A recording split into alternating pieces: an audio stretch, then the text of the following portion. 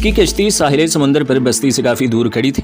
इस कश्ती में 15-20 आदमियों के बैठने की गुंजाइश थी। गुप्ता अकेला नहीं था, इसके साथ 4 मछेरे भी थे। हम कश्ती में बैठ गए तो मछेरों ने कश्ती से उतरकर इसे पानी में धकेल दिया। पानी में आते ही कश्ती हिचकोले खाने लगी।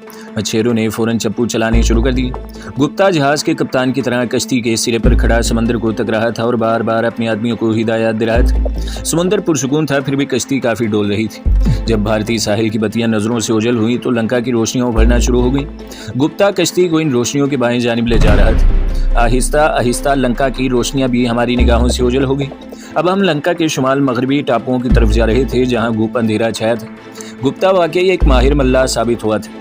वो कश्ती को कमाल महारत से लंका के साहिल तक ले आया था। साहिल पर कश्ती के लगते ही मछेरों के साथ मैं और सुधा भी कश्ती से उतर आए। गुप्ता सुधा के साथ आया। रात के अंधेरे में वो काला कलोटा कोई भूत प्रेत लग रहा था। इसने सुधा से कहा, मैं जाता हूँ। इससे पहले कि सुधा या मैं इसका शुक्रिया अदा करते वो कश्ती में सवार हो गया। दूसरे मछेरे कश्ती को समंदर में धकेलने लगे। कश्ती लहरों में गई तो वो भी उछल कर इसमें सवार हो गए। थोड़ी देर बाद गुप्ता की कश्ती को मौजों से हमने दूर कर दिया। मैंने पीछे दरख्तों की लंबी कतार की तरफ देखा, जो अंधेरे में एक ऊंची दीवार की तरह शुमालन जुनूबन चली गई थी। हमने इस तरफ चलना शुरू किया। ये जाफना का शुमाली इलाका था। मैं इस इलाके के चप्पे चप्पे से वाकिफ था। इस इलाके की सुधार रंगनी भी भेती थी। वो मुझे जंगल से निकाल कर एक छोटी मगर कच्ची सड़क पर ले आई। सड़क के किनारे बांस के दरख्तों में महात्मा बुद्ध की कदीम खानका थी, जो वीरान पड़ी थी। बाकी रात हमने इसी खानका के फर्श पर सोकर गुजारी। सुबह जंगल की चिड़ियों की चहकार ने मुझे बेदार कर दिया। सुधा वहाँ नहीं थी। मैं उठकर खानका के पीछे चला गया। वहाँ एक छोटा सा तालाब था। मुंह हाथ धोने के बाद मैं खानका में वापस आया तो सुधा अपने काले सांप के साथ चली आ रही थी। कहने लगी, मैं अपने बेटे को दूध पिला रही थी। जाफना यहाँ से काफ़ी दूर है, हमें रंगापट्टी कस्बे से लारी मिल जाएगी। थोड़ी देर बाद हम रंगापट्टी की तरफ जा रहे थे। मैंने जाफना में सुधा रंगनी से अलग होने का प्रोग्राम दिल में तय कर लिया था।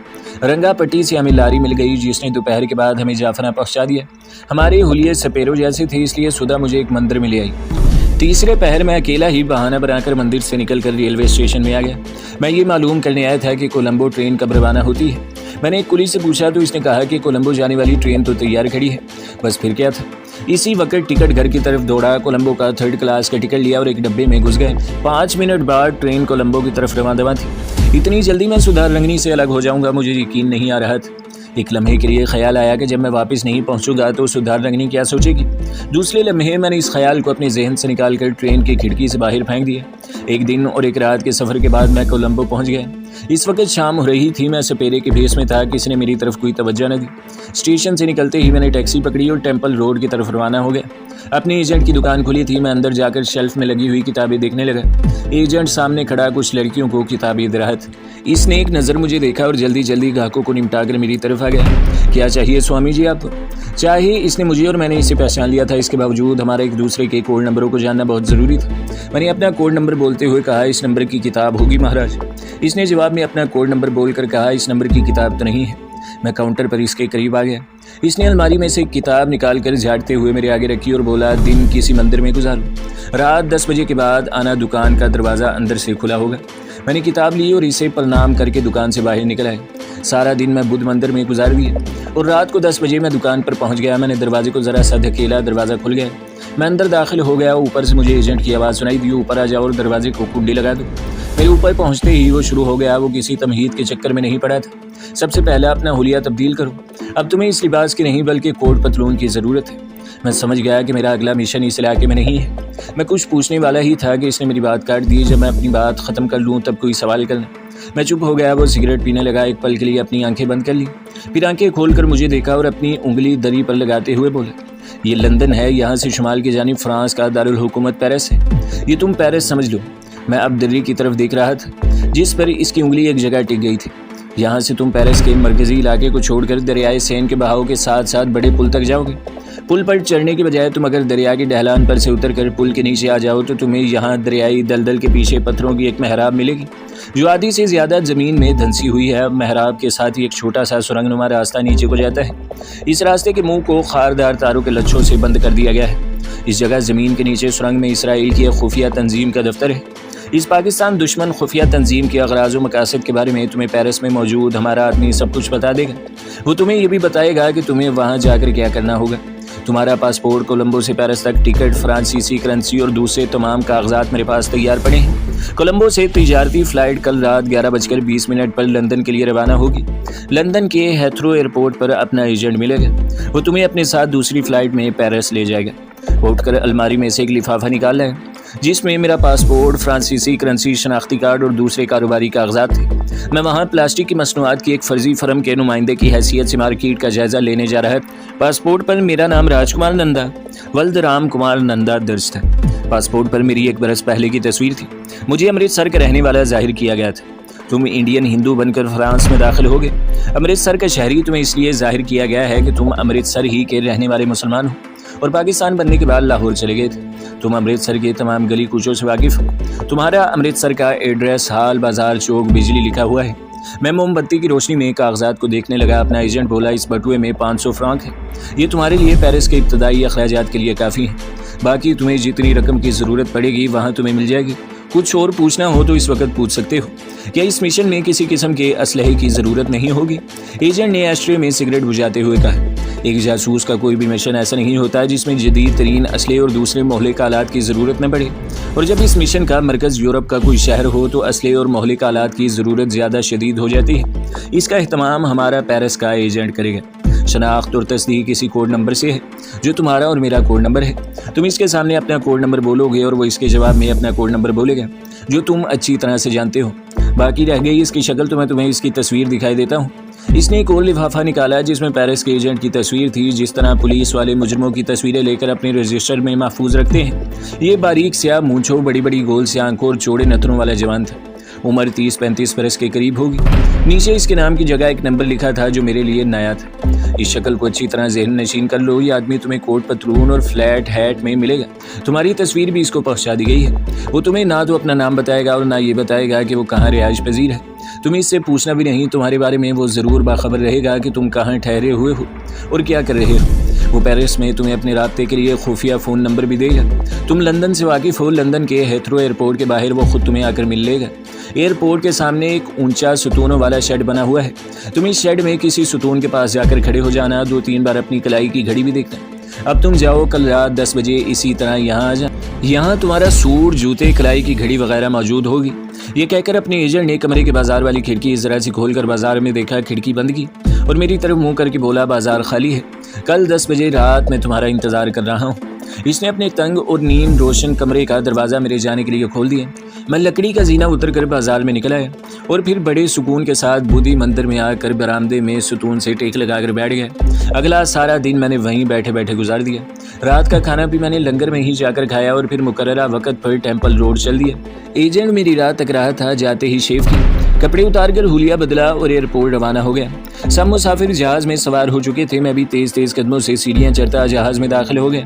اس کے ساتھ ہی جہاز سے سیڑھی ہٹا دی گئی، دروازہ بند کر دیا گیا اور جہاز نے ٹیک آف کے لیے رن وے کی طرف بڑھنا شروع کر دیا۔ چند ہی لمحوں بعد ہم فضاؤں میں مہوے پرواز تھے۔ ہیتھرو ایئرپورٹ سے نکلتے ہی میں اس اونچے ستونوں والے شیڈ میں آ گیا جہاں مجھے رکنے کے لیے کہا گیا تھا۔ لندن کا موسم سرد تھا، دن میں بارش بھی ہوئی تھی جس کی وجہ سے زمین گیلی تھی۔ ٹھیک اس وقت ایک چھوٹی ٹویوٹا گاڑی میرے قریب آ کر کھڑی ہوگی۔ اس میں سے ایک آدمی باہر نکلا جس نے رین کوٹ پہن رکھا تھا۔ میرے قریب آ کر اس نے کاغذ کا ایک ٹکڑا آگے بڑھاتے ہوئے پوچھا، معاف کیجیے گا، اس نمبر کی بلڈنگ کہاں ہوگی؟ میں نے کاغذ لے کر روشنی میں دیکھا، اس پر خفیہ کوڈ نمبر لکھا تھا۔ میں نے جیب سے بال پوائنٹ نکالا اور کاغذ کی دوسری طرف اپنا خفیہ کوڈ نمبر لکھ کر کہا، میرا خیال ہے آپ یہاں اسے تلاش کریں۔ ایجنٹ نے میرا لکھا ہوا نمبر غور سے دیکھا، پھر گاڑی کی طرف بڑھا اور بولا، میرے ساتھ آ جائیے پلیز۔ میں اس کے پہلو میں بیٹھ گیا۔ وہ گاڑی کو شہر کی ایک نسبتاً ویران سڑک پر لے آیا، پھر ڈیش بورڈ میں سے ایئر فورس کی داخلی پرواز کا ایک ٹکٹ نکال کر میری طرف بڑھاتے ہوئے کہا، پروگرام کسی خاص وجہ سے تھوڑا تبدیل کر دیا گیا ہے، اب تم لنکا ایئر لائنز کے بجائے فرانس کے ذریعے پیرس پہنچو گے۔ میں بھی اسی جہاز میں تمہارے ساتھ ہوں گا۔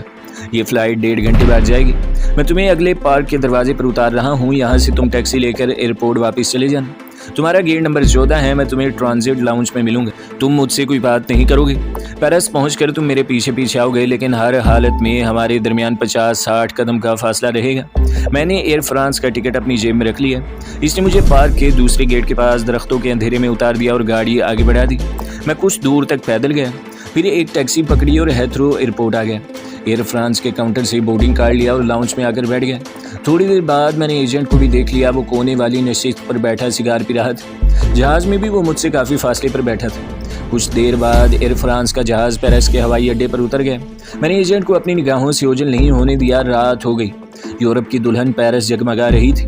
روشنیوں کا ایک سیلاب تھا جو شہر پر امڑ آیا تھا۔ اس شہر میں میں پہلے بھی 2-4 مرتبہ آ چکا تھا۔ کام چلانے کی حد تک فرانسیسی زبان سمجھ اور بول بھی لیتا تھا۔ ایجنٹ نے ٹیکسی لی اور اس میں سوار ہو گیا جب تک میں دوسری ٹیکسی میں بیٹھ نہیں گیا۔ اس نے اپنی ٹیکسی وہیں ٹھہرائے رکھی۔ جب اس کی ٹیکسی آگے بڑھی تو میں نے بھی ٹیکسی والے کو چلنے کے لیے کہا۔ ایئرپورٹ کے علاقے سے نکل کر ہماری ٹیکسیاں شہر میں داخل ہوئیں تو گاڑی کے ہجوم کے باعث اس نے ایک طرف درختوں میں ٹیکسی رکوا لی اور اتر کر فٹ پاتھ پر پیدل ہی چل پڑے۔ میں نے بھی ٹیکسی چھوڑ دی اور اس کے پیچھے پیچھے چلنے لگا۔ ذرا دیر بعد وہ ایک کافی ہاؤس میں داخل ہو گیا۔ میں نے بھی اس کی تقلید کی۔ وہ مجھے اپنی میز پر لے گیا اور ویٹر کو 2 کافی کا آرڈر دیا۔ اس نے اپنی جیب سے براؤن رنگ کا ایک کارڈ میرے سامنے رکھ دیا اور دھیمی آواز میں بولا، اس پر تمہارے فلیٹ کا نمبر اور گارڈن ہاؤس کا ایڈریس ہے۔ دوسری جیب سے اس نے ایک چھوٹا سا لفافہ نکال کر میری طرف سرکایا، اس میں تمہارے فلیٹ کی چابیاں۔ میں نے دونوں چیزیں اپنی جیب میں رکھ لی۔ کافی آ گئی تھی۔ وہ کافی بنانے لگا۔ تم اس فلیٹ میں راج کمار نندا، ایجنٹ مورتی پلاسٹک انڈسٹری انڈیا لمیٹڈ کی حیثیت سے رہو گے۔ ٹیکسی والے کو یہ کارڈ دکھا دینا، وہ تمہیں اس گارڈن ہاؤس بلڈنگ تک پہنچا دے گا۔ میں آدھی رات کے بعد تمہیں ملنے آؤں گا۔ کافی کے 2 گھونٹ لینے کے بعد تم یہاں سے نکل جاؤ، میں یہاں ابھی بیٹھوں گا۔ میں نے کافی کے 2 گھونٹ بھرے اور کافی ہاؤس سے باہر نکلا ہے۔ چوک میں ایک ٹیکسی مل گئی۔ ڈرائیور کو لکھا ہوا پتہ دکھایا۔ اس نے اشارے سے مجھے بیٹھنے کو کہا اور تھوڑی ہی دیر میں ٹیکسی پیرس شہر کے جگمگاتے بازاروں میں رواں دواں تھی۔ گارڈن ہاؤس نیم شکستہ سی جگہ ثابت ہو۔ تنگ راستہ اوپر جاتا تھا، لفٹ نہیں تھی۔ اوپر ایک کوریڈور تھا، بائیں طرف میرے نمبر والا کمرہ تھا جس میں تالا لگا تھا۔ میں نے نمبر کو ایک بار پھر غور سے پڑھا اور تالا کھول کر اندر داخل ہو گیا۔ آمنے سامنے صوفہ پڑا تھا، تشتان ٹھنڈا تھا۔ ایک طرف کچن تھا، پیچھے بیڈ روم تھا۔ لوہے کے ایک پلنگ پر بستر لگا ہوا تھا، کمبل اور پتلا لحاف طے کیے ہوئے تھے۔ کمرے میں ٹھنڈ تھی۔ کلوزٹ میں سلیپنگ سوٹ، گرم سلیپنگ گاؤن اور چپل کا ایک جوڑا پڑا تھا۔ سٹنگ روم کے کونے کی تپائی پر ٹیلی فون پڑا تھا۔ یہ معمولی درجے کا گارڈن ہاؤس تھا جہاں میری حیثیت کے لوگ ہی آ کر ٹھہرا کرتے تھے، یعنی کمپنیوں کے معمولی ایجنٹ وغیرہ۔ میں نے جلدی سے کپڑے اتار کر سلیپنگ سوٹ پہنا۔ آتشدان میں گیس کا انتظام موجود تھا۔ میں نے گیس کا ہیٹر آن کر دیا۔ 2-3 منٹ کے بعد کمرے کی سرد فضا میں خوشگوار تبدیلی آ گئی۔ کچن میں جا کر چائے بنائی اور بستر میں دبک کر آہستہ آہستہ پینے لگا۔ کوئی 1:30 بجے باہر کوریڈور میں کسی کے قدموں کی آواز سنائی دی۔ تھوڑی دیر بعد دروازے پر آہستہ سے دستک ہوئی۔ میں نے اٹھ کر دروازہ کھول دیا۔ اپنا ہی ایجنٹ تھا۔ وہ اپنا رین کوٹ اتارتا ہوا اندر آیا تو میں نے دروازے کی چٹخنی لگا دی۔ ہم آرام دہ کرسیوں پر آمنے سامنے بیٹھ گئے۔ اس کے ہاتھ میں ایک بریف کیس تھا جو اس نے اپنے قدموں کے پاس سیدھا فرش پر رکھ دیا۔ لنکا بارے اپنے ایجنٹ نے ہمیں دریائے سین کے پل کے نیچے سرنگ میں اسرائیلی خفیہ تنظیم کے بارے میں مختصر طور پر بتا دیا ہے۔ اس نے ذرا توقف کے بعد بات شروع کی۔ میں تمہیں یہ بتانے آیا ہوں کہ خفیہ اسرائیلی تنظیم ہمارے ایک دشمن ہمسایہ ملک کے ساتھ مل کر پاکستان میں تخریب کاری، توڑ پھوڑ اور دہشت گردی کے خطرناک ترین منصوبے کی تیاریاں کر رہی ہے۔ پیرس کے جنوب میں ایک جنگل میں اس تنظیم کے دہشت گردوں کو پاکستان میں تخریب کاری، پل کو اڑانے، بجلی گھروں کو تباہ کرنے اور ممتاز سیاسی شخصیتوں کو نقصان پہنچانے کی ٹریننگ دی جاتی ہے۔ اس تنظیم میں بھارت کے دہشت گرد شامل ہیں جنہیں تنظیم کا ایک 50 سالہ یہودی کرنل ڈیوڈ ٹریننگ دیتا ہے۔ یہ لوگ 1 مہینے سے یہاں ٹریننگ لے رہے ہیں۔ فرانس کی حکومت ان لوگوں کے عزائم سے بے خبر ہے۔ کرنل ڈیوڈ نے یہ ظاہر کر رکھا ہے کہ وہ ایک ہیلتھ کلب چلاتا ہے جہاں نوجوانوں کو ورزش وغیرہ کروائی جاتی ہے۔ فرانس ایک آزاد ملک ہے۔ 1-2 اخباروں میں ہماری طرف سے اس تنظیم کے ناپاک عزائم کے بارے میں خطوط بھی شائع کروائے گئے تھے، لیکن پریس کے پاس چونکہ اس تنظیم کو پاکستان دشمن ثابت کرنے کے لیے کوئی ثبوت نہیں ہے، اس لیے وہ اس پر ہاتھ نہیں ڈال سکتے۔ میں نے پوچھا، دریا کی سرنگ کے اڈے پر پولیس نے چھاپا نہیں مارا؟ ایجنٹ نے کہا، کرنل ڈیوڈ کو بھارتی حکومت کی مکمل امداد اور تعاون حاصل ہے۔ اس کے پاس بے پناہ وسائل ہیں۔ پہلی بات تو یہ ہے کہ سرنگ والے اڈے میں کوئی ثبوت نہیں مل سکتا۔ دوسرا، کرنل ڈیوڈ متعلقہ افراد کو بھاری رشوت بھی دیتا ہے۔ ہمارے دشمن ہمسایہ ملک کی حکومت نے اسے کروڑوں روپے کے فنڈ دے رکھے ہیں۔ اس تنظیم کے ممبروں کو جدید ترین تخریب کاری کی تربیت دی جاتی ہے، جس میں طیاروں کو میزائل مارے بغیر زمین سے ساؤنڈ ویوز کے ذریعے اس کے الیکٹرانک نظام کو معطل کر کے تباہ کرنا بھی شامل ہے۔ یہ تخریب کار پاکستان کی عام سواریوں والے جہازوں کو بھی تباہ کرنے کی ٹریننگ حاصل کر رہے ہیں۔ اگر یہ شخص کرنل ڈیوڈ ہمارے ملک کی سلامتی کے لیے اس قدر خطرناک ہے تو آپ لوگ کسی اجرتی قاتل کی مدد سے اسے قتل کیوں نہیں کروا دیتے؟ اس ملک میں اجرتی قاتل آسانی سے مل جاتے ہیں۔ ایجنٹ مجھے غور سے دیکھنے لگا۔ میں یہ کہنے میں حق بجانب ہوں کہ ہمیں ابھی تک اس مشن کی سنگینی اور اس کی دھماکہ خیز نزاکت کے بارے میں بریف نہیں کیا گیا۔ معاملہ اگر صرف ایک آدمی کے قتل کرنے سے ختم ہو سکتا تو ہم اس تنظیم کے سربراہ یہودی کرنل کو 1000 بار قتل کر چکے ہوتے۔ کرنل ڈیوڈ کے پیچھے تجربہ کار، ماہر اور تربیت یافتہ کمانڈوز کی پوری قطار موجود ہے۔ کرنل ڈیوڈ کے قتل کے فوراً بعد اس کی جگہ دوسرا یہودی آ جائے گا جو شاید اس سے زیادہ خطرناک ثابت ہو۔ بھارت اور اسرائیل پاکستان کے وجود کو ختم کرنا چاہتے ہیں۔ وہ پاکستان سے خائف ہیں، یہی ان دونوں کے گٹھ جوڑ کی سب سے بڑی وجہ ہے۔ اس اسلام دشمن بھارتی اسرائیلی تنظیم کے تربیت یافتہ تخریب کاروں کا ایک دستہ ہندوستان کی سرحد پار کر کے پاکستان پہنچ چکا ہے اور وہاں اپنی تخریبی کارروائیوں میں مصروف ہے۔ ہماری انٹیلیجنس انہیں گرفتار بھی کر لیتی ہے، لیکن ان تخریب کاروں کی جگہ لینے کے لیے یہاں سے دوسرے تخریب کار پہنچ جاتے ہیں۔ اس لحاظ سے سوال اس تخریب کاری کے سلسلے کو کرنل ڈیوڈ کو قتل کیے بغیر ایسے طریقے سے ختم کرنے کا ہے کہ سانپ بھی مر جائے اور لاٹھی بھی نہ ٹوٹنے پائے۔ میں پوری توجہ سے اس کی باتیں سن رہا تھا۔ اس نے سگار سلگایا اور پھر بولا، اب میری بات غور سے سن۔ تمہیں خاص طور پر اس لیے طلب کیا گیا ہے کہ یہ کام سوائے تمہارے دوسرا کوئی نہیں کر سکتا۔ اس کی دو وجوہات ہیں۔ پہلی یہ کہ تم اب تک رضاکارانہ طور پر کام کرتے رہے ہو، تمہیں پاکستان سے سچی محبت ہے اور تم اس کی خاطر اپنی جان ہی قربان نہیں کر سکتے بلکہ دشمن کے ناپاک ارادوں کو ناکام بھی بنا سکتے ہو۔ دوسری وجہ یہ ہے کہ تم ایک دلیر اور تجربے کار شخص ہی نہیں، تامل زبان بولنے پر بھی عبور رکھتے ہو، لیکن یہاں تامل زبان کی ضرورت کہاں پڑے گی؟ اس نے سگار کی راکھ آہستہ سے جھاڑی اور دھیمی مگر پر اعتماد آواز میں بولا، اس لیے کہ کرنل ڈیوڈ کا ایک وفادار ساتھی تامل ناڈو کا رہنے والا ہے۔ بیڈ روم میں خاموشی چھا گئی۔ مجھے الجھن سے ہونے لگی کہ تامل ناڈو کے ہندو ساتھی کا ذکر کس ضمن میں آ گیا ہے۔ بہت جلد یہ معاملہ بھی حل ہو گیا۔ ہمیں اس تنظیم کے خفیہ کوڈ کی ضرورت ہے۔ ہم سر توڑ کوشش کر چکے ہیں مگر ان کا کوڈ معلوم کرنے میں کامیاب نہیں ہو سکے۔ ایجنٹ نے مجھے بتایا کوڈ کی کیا ضرورت ہے۔ ہم اس پاکستان اور اسلام دشمن اسرائیلی بھارتی تنظیم کو ختم نہیں کرنا چاہتے۔ یہ سن کر تمہیں ضرور حیرانی ہوگی، مجھے واقعی حیرانی ہوئی تھی۔ اگر یہ لوگ اس تنظیم کو ختم نہیں کرنا چاہتے تو پھر مجھے یہاں کس لیے بلایا گیا ہے؟ میں نے کوئی سوال نہ کیا۔ اس نے اپنی بات کا سلسلہ آگے بڑھاتے ہوئے کہا، کیونکہ ہم اس تنظیم کو ختم نہیں کر سکتے۔ اگر ہم ان سب لوگوں کو قتل بھی کر دیتے ہیں تو جیسا میں پہلے کہہ چکا ہوں، ان کی جگہ دوسرے لوگ آ جائیں گے اور ممکن ہے وہ اپنا اڈا یہاں سے اٹھا کر اسرائیل لے جائیں، جہاں داخل ہونے کے لیے ہمیں بہت سی مشکلات پیش آ سکتی ہیں۔ تو پھر ہم کیا چاہتے ہیں؟ ہم اس تنظیم کو ہمیشہ کے لیے بے اثر کر دینا چاہتے ہیں۔ ہم یہ چاہتے ہیں کہ یہ لوگ تخریب کاروں کی تربیت کرتے رہیں، انہیں تخریب کاری کی ٹریننگ دیتے رہیں، انہیں یہاں سے ہوائی جہازوں میں بٹھا کر ہندوستان میں پاکستانی سرحد کے پاس اتارتے بھی رہیں اور پاکستان میں تخریب کاری کی ایک بھی واردات نہ ہونے پائے۔ اگر ہو بھی تو محض نام رکھنے اور دشمنوں کی آنکھوں میں دھول جھونکنے کے لیے وہ تخریبی کارروائیاں ہم خود کریں۔ اس کارروائی سے ہمارا حقیقت میں کوئی نقصان نہ ہو، لیکن دشمن یہی سمجھے کہ اس نے ہمارے بارود کے ذخیرے یا کسی ریل گاڑی کو بم سے اڑا دیا ہے۔ یہ تفصیل ہمیں بعد میں خود بخود معلوم ہو جائے گی۔ بہرحال اس وقت ہمیں اس تنظیم کے خفیہ کوڈ کی ضرورت ہے جو تم اپنی کوشش سے حاصل کرنے میں کامیاب ہو سکتے ہو۔ اس کے لیے تمہیں یہودی کرنل ڈیوڈ کی وفادار ساتھی اور تجربہ کار ملٹری انٹیلیجنس کے تخریب کار نیام پولی سے تعلقات استوار کرنے ہوں گے۔ وہ تامل ناڈو کا ریٹائرڈ انٹیلیجنس کیپٹن ہے اور تم بھی اپنے آپ کو تامل ناڈو کا باشندہ ظاہر کرو گے۔ اب بتاؤ تم کیا کہتے ہو؟ میں کیا کہہ سکتا تھا؟ معاملے کی تہہ تک پہنچنے کی کوشش کر رہا تھا، لیکن جب واضح ہو کر ایک مشن میرے سامنے آ گیا کہ مجھے اس خفیہ تنظیم کا کوڈ معلوم کرنا ہے اور اس کے لیے تامل ناڈو کے ایک ریٹائرڈ کیپٹن نیام پولی سے دوستی استوار کرنی ہوگی تو مطمئن ہو گیا۔ میں نے مزید تفصیلات پوچھنے کی ضرورت محسوس نہ کی اور اپنے ایجنٹ سے پوچھا کہ کیپٹن نیام پولی کہاں رہتا ہے۔ وہ معنی خیز انداز میں مسکرایا اور کہنے لگا، تم سے زیادہ اور کون جانتا ہوگا کہ ایسے لوگ کسی ایک جگہ پر نہیں رہا کرتے۔ نیام پولی بھی کسی ایک جگہ نہیں رہتا۔ ہفتے میں 2 دن وہ مونت مارترے والے پرانی فلیٹ میں رہتا ہے، ایک دن جنگل والی تربیت گاہ میں ہوتا ہے اور باقی دن دریائے سین والی سرنگ کے اسٹور روم میں ہوتا ہے، جسے انہوں نے اپنے ہیلتھ کلب کا اسٹور روم ہی ظاہر کیا ہوا ہے۔ وہ کسی سے ملتا جلتا بھی نہیں، زیادہ تر وہ یہودی کرنل کے ساتھ ہی ہوتا ہے۔ یہ دونوں شخص تقریب کاروں کے ایک دستے کو تربیت دیتے ہیں جو 6 آدمیوں پر مشتمل ہوتا ہے۔ اس میں جالندھر اور اتر پردیش کے ماہر تقریب کار آدمی ہوتے ہیں جو اردو اور پنجابی بڑی روانی سے بول لیتے ہیں اور انہیں لاہوری پنجابی اور پنڈی کی پوٹوہاری پر پورا عبور حاصل ہے۔ مدراسی نیام پولی اور کرنل ڈیوڈ یہی پیرس میں ہی رہتے ہیں اور اپنے تیار کردہ تربیت یافتہ ہندو تقریب کاروں کو بذریعہ طیارہ جموں روانہ کرتے ہیں، جہاں سے ان تقریب کاروں کو ایک چھوٹے فوجی طیارے میں بٹھا کر مقبوضہ کشمیر اور پاکستان کی سرحدی پہاڑوں میں پیراشوٹوں کے ذریعے اتار دیا جاتا ہے۔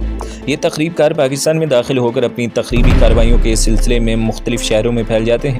میں نے مزید سوال کرنے کی ضرورت محسوس نہ کی بلکہ اپنی توجہ یہودی کرنل کے دست راست نیام پولی کی طرف مرکوز کر دی۔ یہی وہ شخص تھا جو فی الحال میرا ٹارگٹ تھا۔ تو دوستو، اگلی قسط سننے کے لیے ہمارے چینل کو سبسکرائب کریں، ویڈیو کو لائک کریں اور بیل کے آئیکن کو بھی دبا دیں تاکہ ہر جو آنے والی ویڈیوز ہیں وہ آپ کو سب سے پہلے ملتے رہیں۔